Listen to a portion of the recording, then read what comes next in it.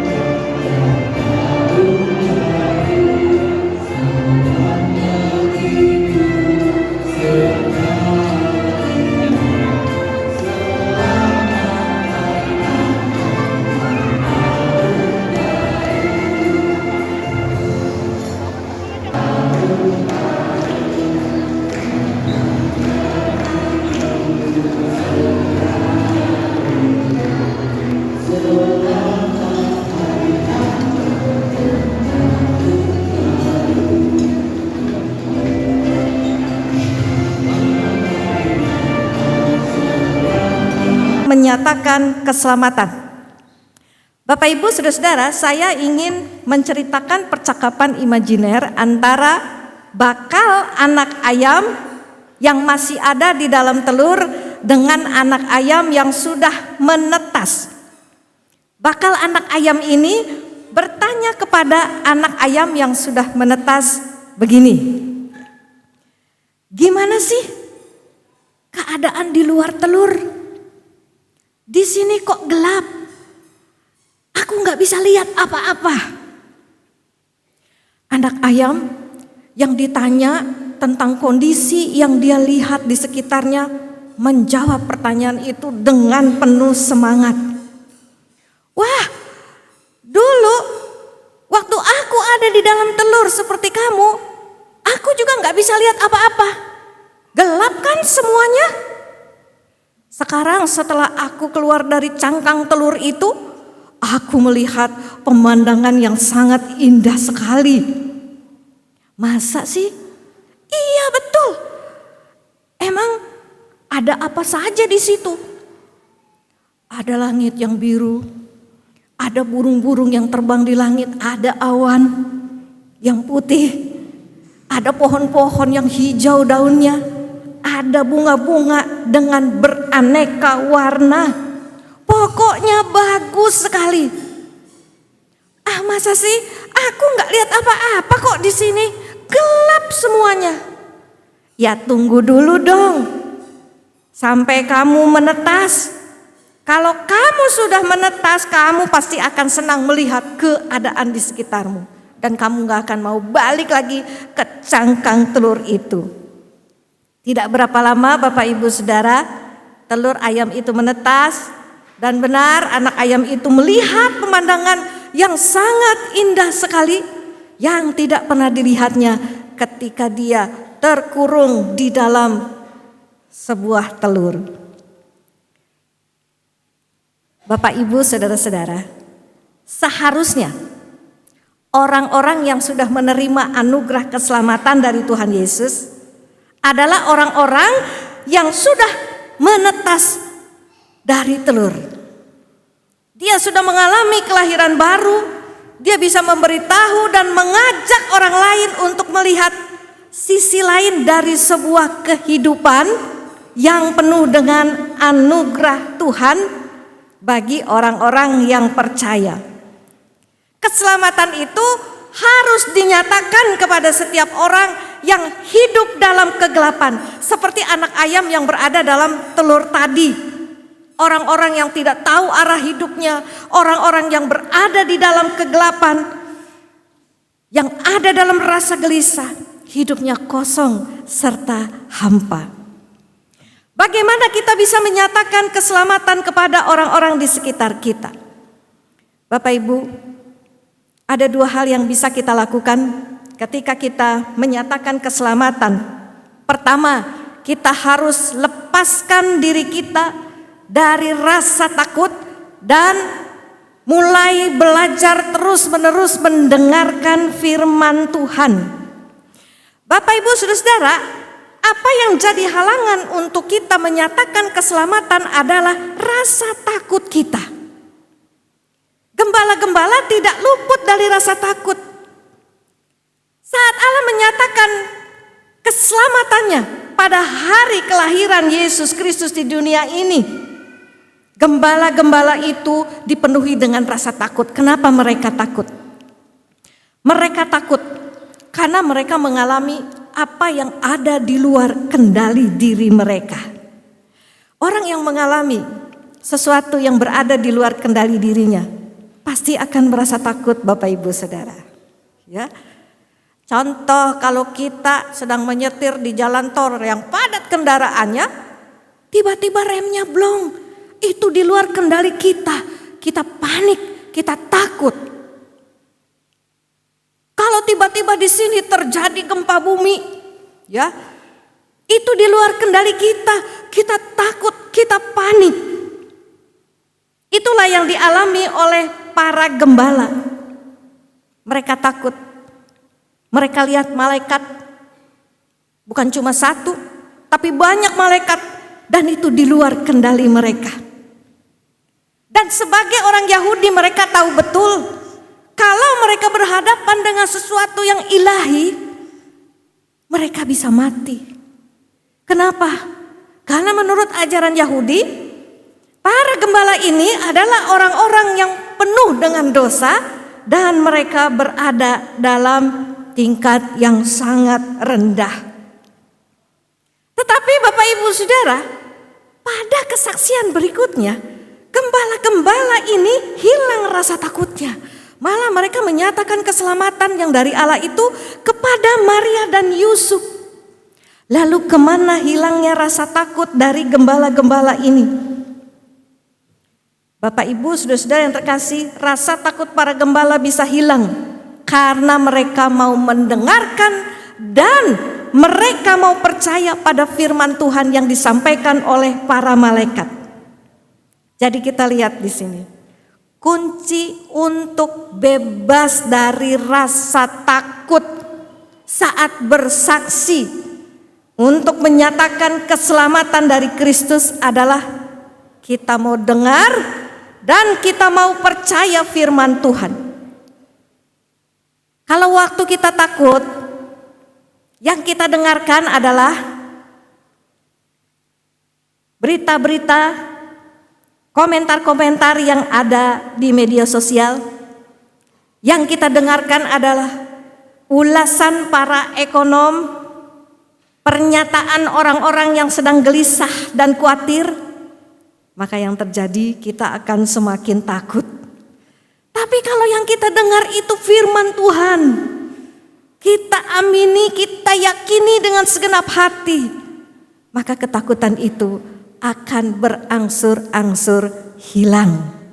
Memang Bapak Ibu Saudara, ketakutan itu tidak otomatis hilang, tetapi minimal ketakutan itu tidak lagi mencengkram diri kita. Saya pernah diminta untuk menginjili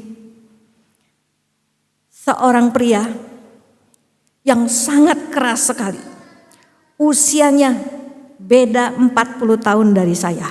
Wah ya, 40 tahun pengalaman hidupnya sudah banyak ya. Dan saya diberitahu kalau orang ini sangat keras kepala sekali. Bapak Ibu, jujur saya takut. Takut ditolak, takut ditanya macam-macam, takut diserang begitu ya. Dan dalam kondisi yang takut itu saya berdoa. Saya jujur kepada Tuhan, Tuhan saya takut, tapi ini tugas memberitakan Injil. Kalau saya tidak pergi, siapa yang mau pergi memberitakan Injil kepada orang itu? Setelah berdoa saya buka kitab Mazmur, saya cari kekuatan dari firman Tuhan, ketemu sebuah ayat. Apa isinya?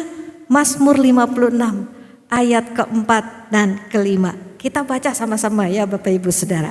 1, 2, 3. Waktu aku takut, aku ini percaya kepadamu. Ayat yang kelima. Kepada Allah yang firman-Nya kupuji, kepada Allah aku percaya, aku tidak takut. Apakah yang dapat dilakukan manusia terhadap aku? Saya baca ayat ini berulang kali. Sampai itu meresap di dalam otak saya. Ya. Saya coba memahaminya. Kalau saya percaya kepada Tuhan, apa sih yang bisa manusia lakukan kepada saya? Tuhan yang begitu berkuasa menolong hidup saya. Keberanian saya bangkit, Bapak Ibu Saudara-saudara. Rasa takut itu perlahan-lahan menghilang. Dan saya dapat kekuatan untuk berangkat ke rumah orang itu. Orang itu yang tadinya keras, ketika saya datang, karena udah didoain dulu ya, dia mulai mendengarkan bagaimana saya berbicara tentang kelahiran Tuhan Yesus Kristus. Untuk apa Yesus harus datang di dunia ini? Sebagai salah satunya adalah untuk menyelamatkan jiwa daripada Bapak itu. Setelah beberapa kali perlawatan, beberapa kali berusaha meyakinkan, akhirnya dia mau percaya kepada Tuhan dan menyerahkan diri untuk dibaptis.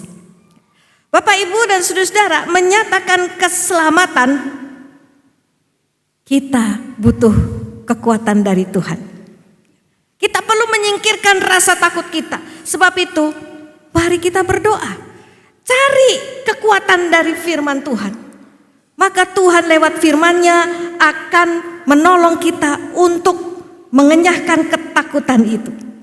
Ketika kita sudah terbiasa menyatakan keselamatan itu kepada sesama kita, maka kita tidak akan lagi dikuasai rasa takut. Kita kebal, kita tidak lagi punya rasa malu, bahkan sakit hati karena ditolak.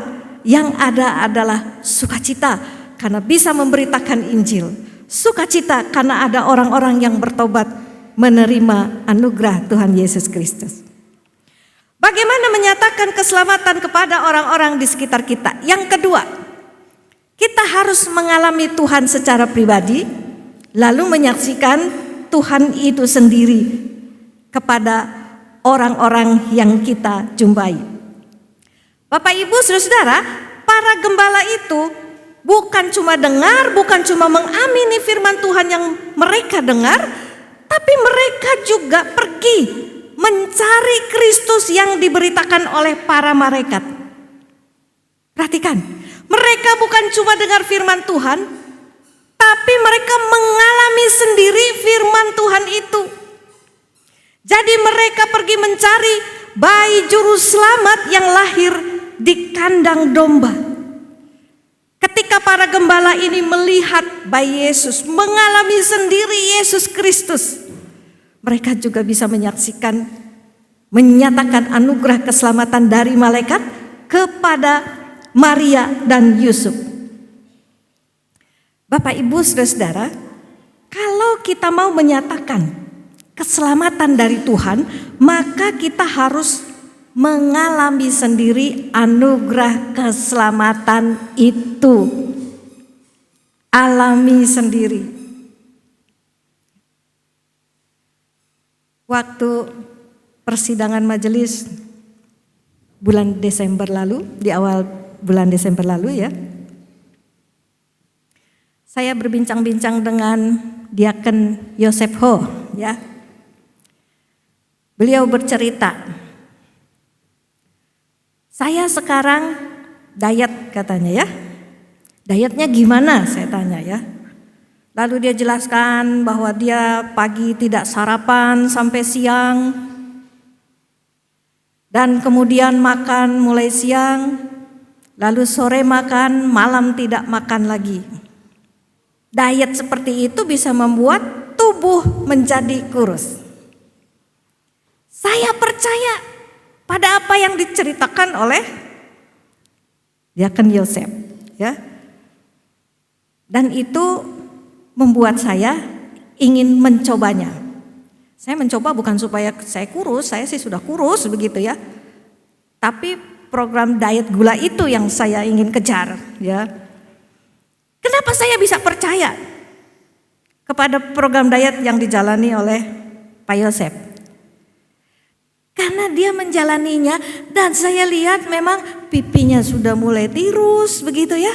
Badannya sudah mulai mengurus ya. Perutnya yang tadinya maju mulai rata. Nah, itu kan sebuah bukti bahwa memang yang dia katakan itu benar. Bapak Ibu Saudara, kalau kita mau menyatakan keselamatan dari Tuhan, kita harus mengalami sendiri anugerah keselamatan itu. Kita alami enggak anugerah keselamatan dari Tuhan itu? Kita bersaksi, Tuhan itu adalah penolongku.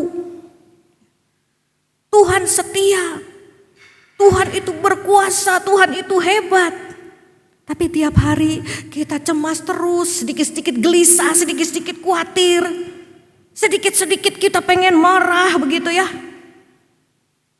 Jika begitu kesaksian kita tidak ada gunanya Bapak Ibu Saudara.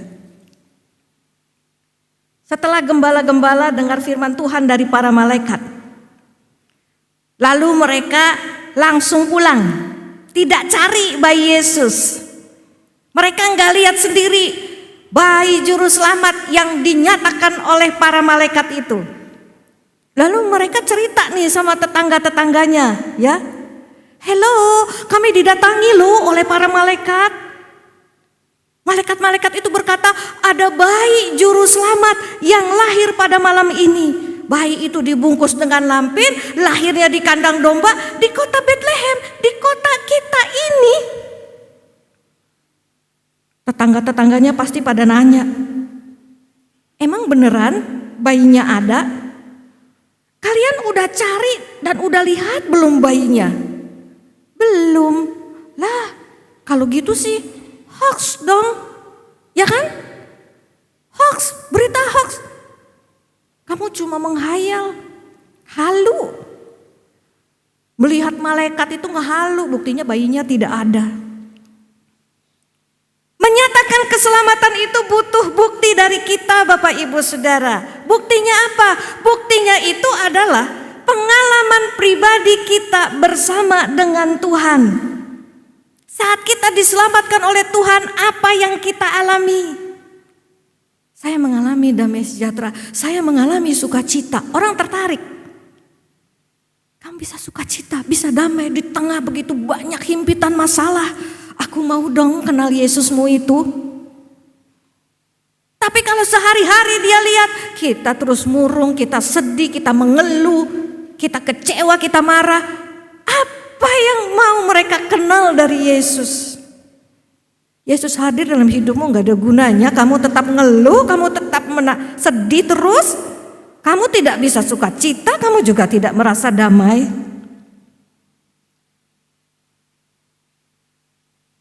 Pengalaman kita dengan Tuhan bisa kita ceritakan pada teman-teman kita yang sedang galau waktu ngopi bareng. Mungkin teman kita itu stres dengan keluarganya, dengan kerjaannya, dengan studinya. Kita bisa bersaksi menyatakan keselamatan pada mereka. Saya juga pernah stres seperti kamu, tapi saya temukan ketenangan setelah saya berdoa dan membaca firman Tuhan. Kita saksikan bagaimana doa itu, bagaimana firman Tuhan itu menguatkan kita dan membuat kita lepas dari stres itu. Mereka akan tertarik mengenal Yesus. Waktu teman kita atau keluarga kita mengalami kegagalan, kita bisa nyatakan keselamatan dari Tuhan. Saya percaya rencana Tuhan itu lebih baik, seperti pengalaman saya waktu dulu mengalami kegagalan. Kita saksikan pengalaman kegagalan kita dan bagaimana Tuhan itu menolong kita bangkit dari kegagalan kita. Di sana keselamatan Tuhan dinyatakan. Ada orang yang diselamatkan dari ketakutannya, dari kehancuran hidupnya, dari keinginannya untuk membunuh dirinya sendiri. Bapak Ibu Saudara yang terkasih, sudahkah Bapak Ibu Saudara mengalami Tuhan secara pribadi dalam hidup kita? Makin banyak pengalaman hidup kita bersama Tuhan, makin banyak keselamatan yang kita dapat nyatakan kepada sesama. Orang yang sedih dihiburkan, orang yang lemah dikuatkan iman dan harapannya. Bahkan orang yang sakit fisik, sakit mental disembuhkan. Orang yang jatuh dibangkitkan. Keselamatan dari Tuhan itu dinyatakan oleh kesaksian yang kita berikan kepada mereka dari pengalaman rohani kita bersama dengan Tuhan Yesus. Pernahkah Bapak Ibu Saudara terpikirkan berapa banyak orang yang bisa menerima keselamatan dari Allah lewat pengalaman kesaksian pribadi saya bersama dengan Tuhan. Mari Bapak Ibu Saudara yang terkasih, nyatakan keselamatan dari Tuhan dengan mendengar, meyakini firman Tuhan, serta mengalami Tuhan itu secara pribadi dalam hidup kita. Kita akan menyaksikan bagaimana sekumpulan anak-anak menyatakan keselamatan dari Allah. Mereka membawa sukacita, kehangatan, keramahan kepada seorang yang miskin, terlupakan, dan seringkali tidak diperhitungkan oleh sesamanya. Mari kita saksikan refleksi dari perenungan kita malam ini.